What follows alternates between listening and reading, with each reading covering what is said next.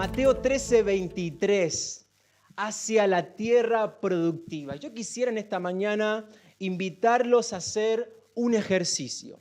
Yo sé que muchos de los que estamos aquí ya saben cómo termina la parábola del sembrador, ¿o no? Como que uno dice, sí, ya está, Abraham, ya está, ya pasó por el camino, ya pasó por las piedras, ya pasó, ya, y termina en buen terreno. Ya, ¿viste? A veces leemos la Biblia sabiendo el final. Pero yo quisiera que conmigo en esta mañana ustedes tengan una actitud de decir, es mi primera vez que voy a escuchar esta parábola. ¿Cuántos están conmigo? ¿Alguien quiere tomar esa actitud? ¿Ok? Vamos a leer Mateo capítulo 13, verso 1. Mateo 13, verso 1, que dice, ese mismo día salió Jesús de la casa y se sentó junto al lago. Era tal la multitud que se reunió para verlo que él tuvo que subir a una barca donde se sentó mientras toda la gente estaba de pie en la orilla. Y les dijo en parábolas muchas cosas como estas. Un sembrador salió a sembrar. Mientras iba esparciendo la semilla, una parte cayó junto al camino y llegaron los pájaros y se la comieron. Otra parte cayó en terreno pedregoso sin mucha tierra. Esa semilla brotó pronto porque la tierra no era profunda. Pero cuando salió el sol, las plantas se marchitaron y, por no tener raíz, se secaron. Otra parte de la semilla cayó entre espinos que al crecer la ahogaron. Pero las otras semillas cayeron en buen terreno, en el que se dio una cosecha que rindió 30, 60 y hasta 100 veces más de lo que se había sembrado. Aquí ustedes van a ver en pantalla una imagen que representa estos 4 terrenos. Un poco acá ahí con la luz no se puede ver, pero vemos un camino donde cayeron una parte de la semilla, vemos las piedras, que otra parte cayó en esas piedras, a un costado derecho vemos esos espinos que ahogan también la palabra, y fíjense al final de todo vemos una cosecha abundante. Por ahí esta imagen nos ayuda a visualizar estos terrenos. Y en esta mañana vamos a ver el siguiente mensaje, contrastes del crecimiento espiritual. Contrastes del crecimiento espiritual. Y vamos a profundizar en esta mañana los 2 últimos terrenos. Y vamos directamente a la explicación que Jesús da en el verso 22. Y vamos a ir desglosando versículo tras versículo. Verso 22. El que recibió la semilla que cayó entre espinos es el que oye la palabra, pero las preocupaciones de esta vida y el engaño de las riquezas la ahogan. Por eso la semilla no llega a dar fruto. Entonces, un lado del contraste que vemos acá en este verso es la esterilidad espiritual. Este es el primer lado del contraste, la esterilidad espiritual, y los espinos van a representar 2 obstáculos que impiden el crecimiento de la semilla. El primer obstáculo, ¿qué decía el texto? Gracias, Diego. Las preocupaciones, esa ansiedad de la vida, el afán. La idea aquí son las distracciones que tenemos los seres humanos. ¿Qué sucedía en esta época? La que Jesús está comunicando. Hay 3 cosas que a la gente que está aquí reunida le preocupaban. Porque estamos en un contexto agrícola. Entonces, ¿qué pasaba? Había una inestabilidad económica. ¿Cuántos ven esto en Argentina?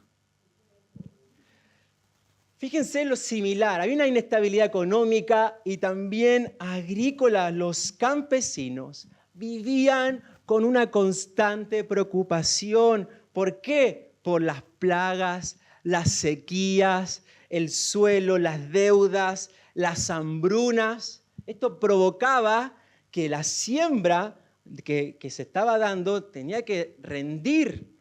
Por eso generaba una preocupación. Lo segundo, la agricultura manual. No es como hoy en día uno va a la Pampa Argentina y ve semejantes máquinas. ¿Cuántos vieron eso? De máquinas que riegan, máquinas que están sembrando la semilla. Está todo con maquinaria. En esta época era un hombre con un bolsito y agarraba la semilla y empezaba a esparcir la semilla.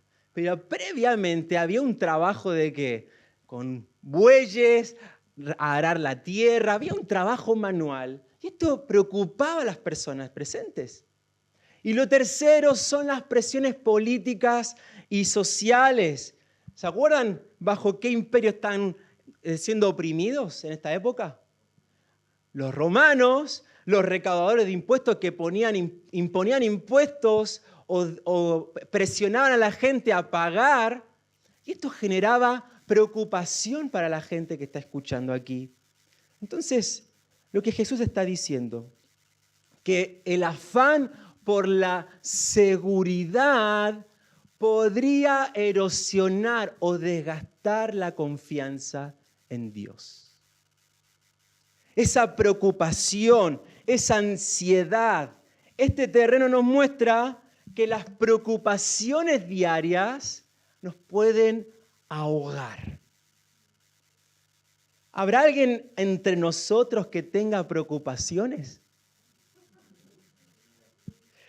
Fíjense en la pantalla, si hiciéramos un gráfico de una torta, hay trabajo, finanzas, familia, salud, entre otras preocupaciones.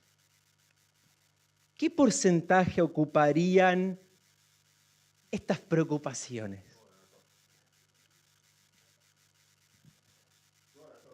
¿Toda la torta? Fíjense lo que Jesús está aquí remarcando, es ese afán por lo temporal. La preocupación por la supervivencia diaria.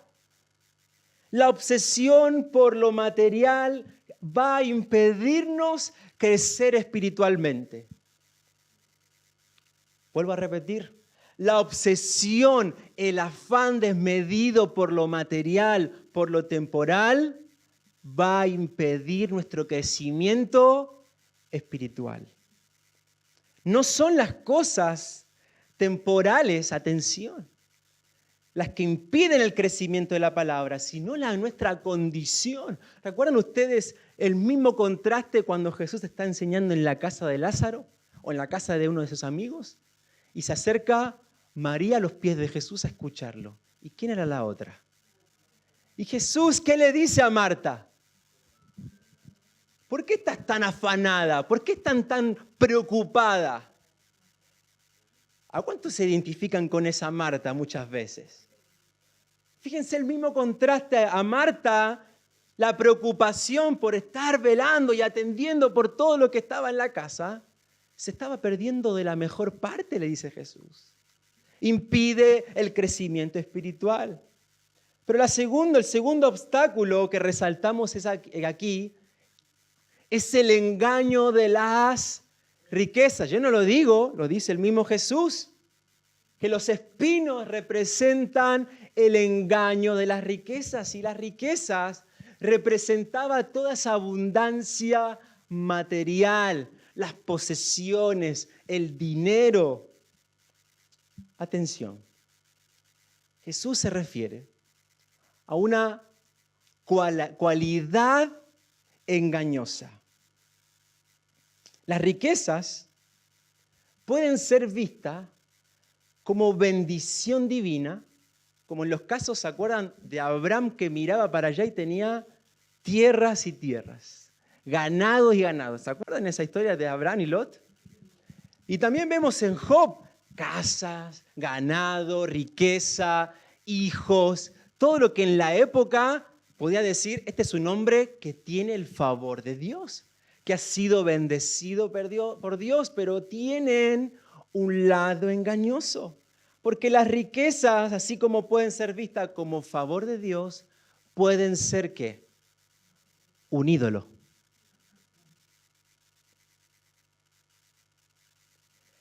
Desde la mirada bíblica vemos estos dos contrastes, la riqueza como este está bendecido por Dios, pero también cuidado porque las riquezas se presentan como seductoras.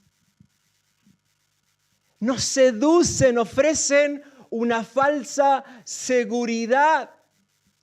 Pero ¿qué pasa? Porque impiden el fruto espiritual. Cuidado con ser seducidos por las riquezas, porque hay un engaño. ¿Por qué? Porque fomentan la autosuficiencia y nos alejan de Dios. Primera de Timoteo capítulo 6, verso 10 dice que el amor al dinero nos desvía de la fe. Es el mal de todos. Proverbios 23:4, no te afanes acumulando riquezas, no te obsesiones con ellas. El tema de la codicia, el afán, la obsesión por obtener, eso nos desvía de la fe. Cuidado, porque las preocupaciones y estas fantasías de las riquezas tienen un efecto trágico en nosotros, porque el texto nos termina advirtiendo que las preocupaciones y el engaño de las riquezas terminan ahogando la semilla. ¿Saben lo que está diciendo Jesús con la palabra ahogar? Permiso, James. Vení conmigo. ¿Qué es lo que estoy haciendo?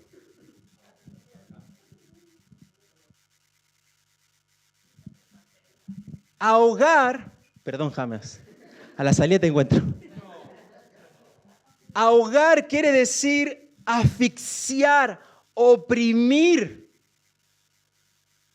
¿Cuánto dura una persona que alguien la está asfixiando? ¿Cuánto puede durar viva?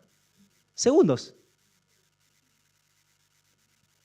Ahogar tiene que ver con estrangular, oprimir lo más posible. Entonces, literalmente, el efecto es esto. Las preocupaciones de esta vida, el engaño de las riquezas nos terminan ahogando la palabra para que no dé fruto. Por eso hay una esterilidad espiritual. Las preocupaciones de la vida y las riquezas se encargan de asfixiar la semilla.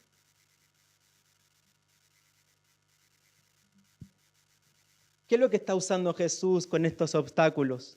Nos confrontaba a esta multitud reunida con la urgencia de priorizar el reino de Dios sobre lo temporal. ¿Qué es el patrón de la Biblia? ¿Qué es lo que Leo nos compartía en la noche de varones? Mateo 6:28, que dice, busca primero el reino de Dios.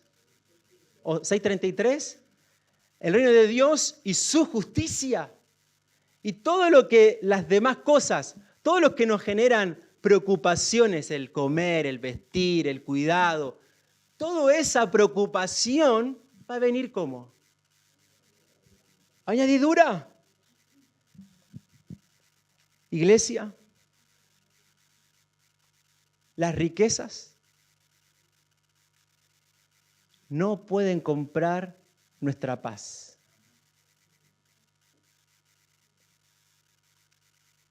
Las riquezas no van a comprar nuestra felicidad.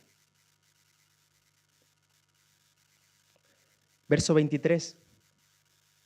Pero el que recibió la semilla que cayó en buen terreno es el que oye la palabra y la entiende.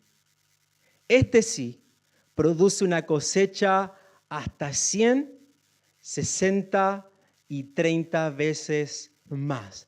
Entonces lo opuesto, el contraste a la esterilidad espiritual es la productividad espiritual.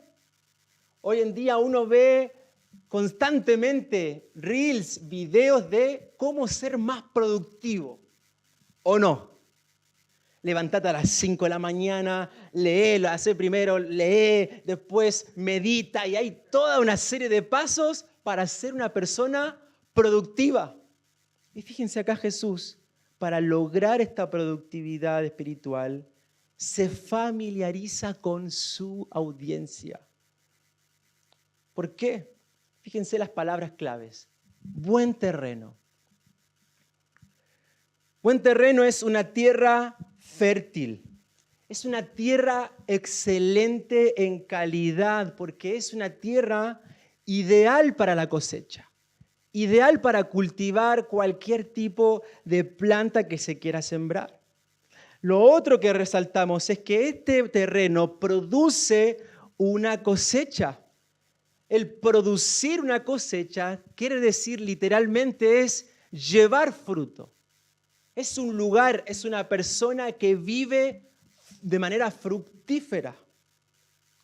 Y por último, lo que necesitamos conocer es estos números que Jesús está diciendo, que este terreno produce una cosecha de 30, de 60 y también de 100 por uno.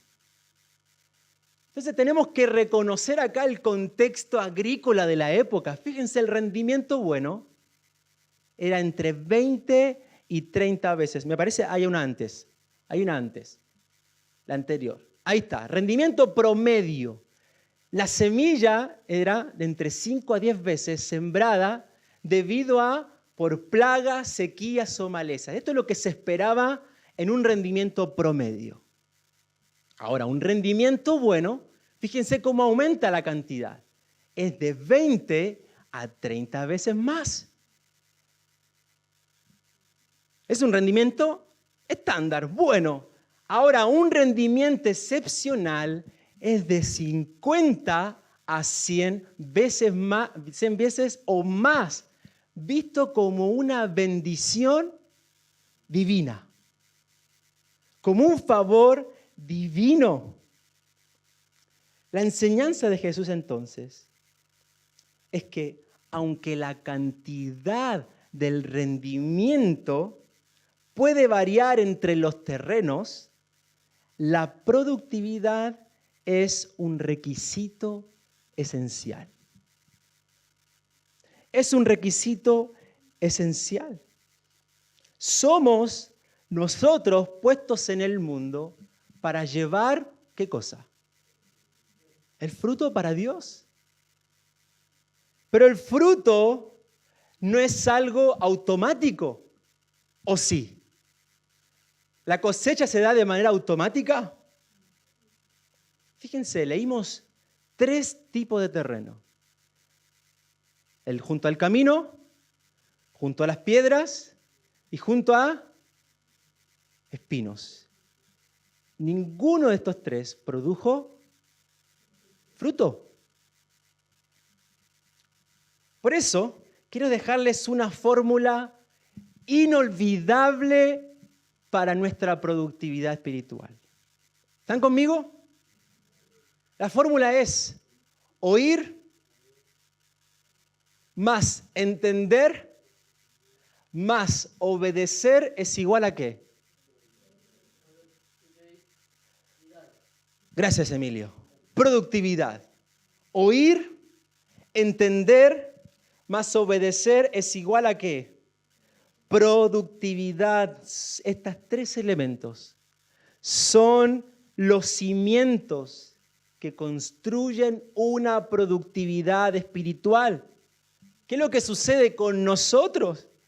Muchas veces la fórmula para nosotros es oír y entender. Y terminamos la fórmula. Pero oír y entender no nos da productividad. Lo que nos da productividad es el conjunto de oír, entender y obedecer. Cuando Jesús comienza a predicar, ¿quiénes estaban ahí? ¿Qué es lo que decían los primeros versos que leímos? ¿Había quién? Había una multitud. Y Jesús empezó a hablar en parábolas, ¿o no? ¿Quiénes fueron los únicos de todo el pasaje del capítulo 13 que se acercaron a Jesús a preguntarle qué es lo que está diciendo? Dígalo fuerte. Hay muchas personas que estamos aquí sentados que solamente están haciendo el ejercicio, y en el mundo también cristiano, solamente hacen el ejercicio de oír y entender. Entender en el sentido de, sí entiendo la parábola, la riqueza, eso lo entiendo.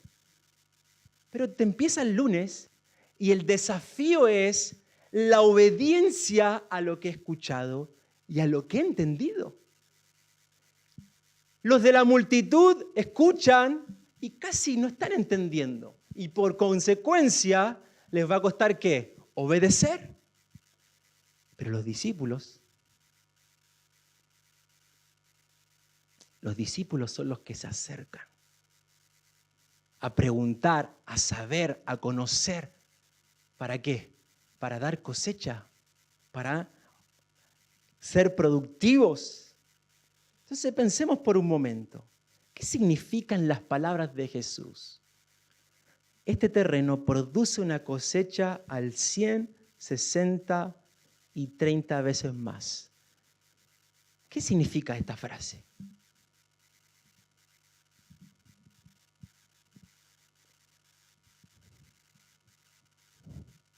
No me diga que es muy temprano para pensar, porque eso antes era el culto de las 9. ¿Qué significa entonces?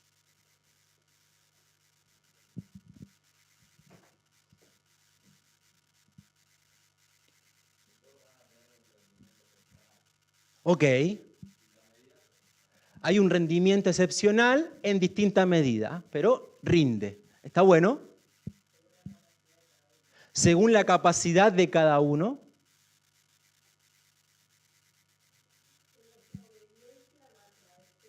Nuestra obediencia va a traer fruto. Excelente. ¿Algo más?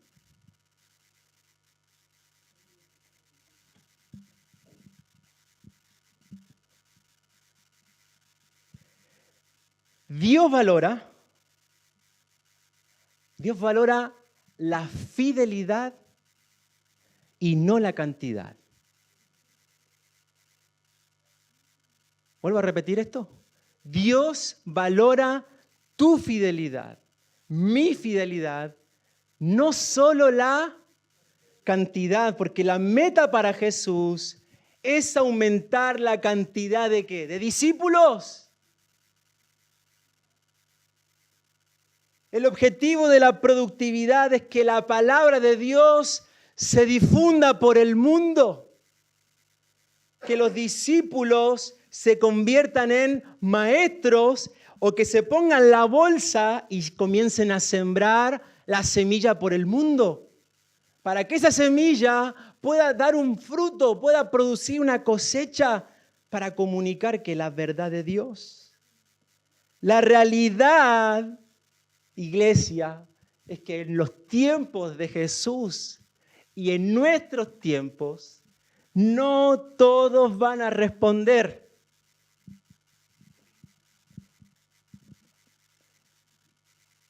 ¿Se acuerdan en Juan capítulo, estoy medio mal con la memoria, pero 14, que Jesús empieza a hablar de quién es Él, de qué acá, y la multitud dice, Jesús, tu enseñanza es muy difícil de asimilar y obedecer. Y ellos se dan ¿qué? Media vuelta y se van. Porque no todos van a responder, pero fíjense, aquellos que sí respondan, habrá cosecha. Como decía Diego, en distinta medida. Pero no es el tema del rendimiento en sí, sino el tema de nuestra fidelidad a Dios. de obedecer a Dios. Y aquí va la gran pregunta en todo mi caminar con Jesús. Piensa en todo tu recorrido de fe hasta ahora. ¿Cuántos discípulos he podido discipular?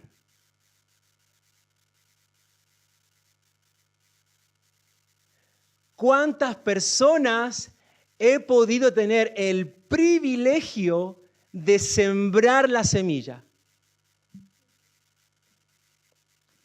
¿Saben lo que es esto?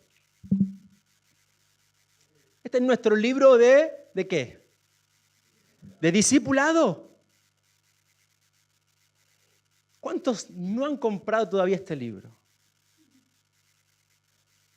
Bueno, les animamos a que podamos tenerlo y quiero desafiarlos, activarlos.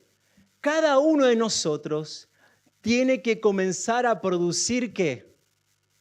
Fruto. Comenzar a sembrar y a empezar a cosechar frutos. ¿Ustedes están conformes solamente con venir aquí un domingo y ya está? Eso no es vivir a Jesús. Vivir a Jesús es poder discipular. Pero Abraham, ¿sabes qué? No tengo a alguien para discipular. O no me dan los tiempos. ¿Tenés un amigo? ¿Un compañero de laburo? ¿Un familiar, un primo en el que necesita que la palabra de Dios sea sembrada en su vida? Fuimos llamados a ser receptivos a la palabra de Dios para nosotros luego sembrar la semilla. Sembrar la semilla que hemos recibido sin importar qué, el rendimiento, sin importar el resultado. Porque la cosecha abundante no es obra humana. ¿Es obra de quién? De Dios. 1 Corintios capítulo 3. El crecimiento lo da ¿quién? Lo da Dios. ¿Saben que esta semana escuché un testimonio que me produjo mucha risa? Un hijo de pastor, en su adolescencia, casi juventud, decide apartarse de la fe. Decide, no quiero saber más nada con la fe, con la iglesia, y toma un rumbo de libertinaje. Y empieza boliche, empieza la droga, empieza con el alcohol y haces de su vida viva la pepa. Una compañera de laburo le manda un mensaje de una frase de un versículo de Romanos, sin que él supiera de dónde estaba. Entonces, cuando él le llega el mensaje a esta compañera, dice, ¿de dónde he escuchado este versículo? ¿De dónde he podido ver ese versículo? Entonces, le produjo tanta intriga a ese pasaje que él dice, bueno, salgo del trabajo y voy a comprar marihuana y voy a comprar alcohol. Y se fue. Fue a su casa. Y empezó a tomar, y empezó a drogarse, y abrió su Biblia en Romanos. Y él dijo, cuando llegué al capítulo 10, estaba drogado, borracho y convertido. Puede ser muy loco, pero deténganse un momento. Con que haya en nosotros un espacio chiquitito de receptividad, fíjense los cambios que puede provocar. Hoy en día este joven volvió al camino del Señor. Dejó esa vida atrás, pero se volvió a encontrar con Jesús. Pero fíjense esa pizca de receptividad, lo que puede provocar en nosotros. La transformación que puede suceder en nuestras vidas. Por eso, si Jesús pudiera encontrar en esta mañana un corazón abierto y receptivo, es suficiente para comenzar a producir fruto. Y quiero en esta mañana terminar con 3 invitaciones. La primera invitación es hacer un autoexamen, una autoevaluación. ¿Qué espinos están ahogando mi fe? Podemos identificar algunas distracciones: adicción al trabajo, materialismo, autosuficiencia, preocupación excesiva, control obsesivo, falta de paz financiera. ¿Qué espinos están ahogando mi fe?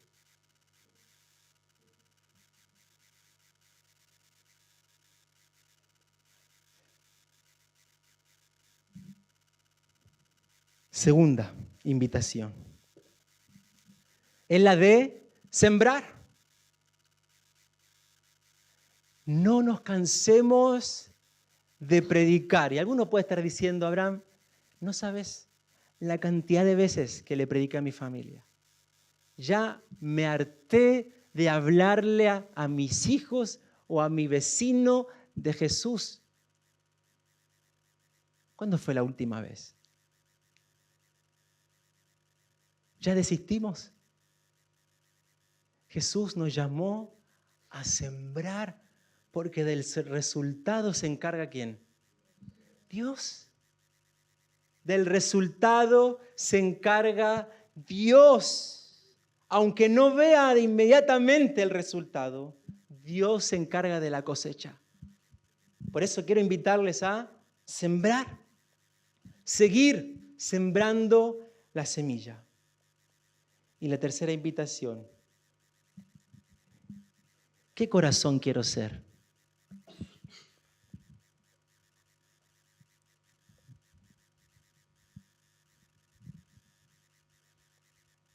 ¿Quiero ser una esponja? ¿O quiero tener un corazón de piedra?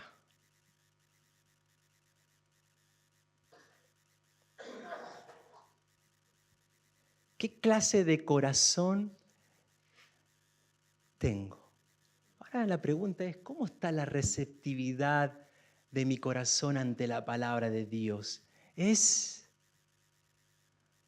moldeable? ¿Es receptiva? Es decir, quiero salir de este lugar y quiero obedecer este mensaje. Tengo que salir de aquí sin preocupación.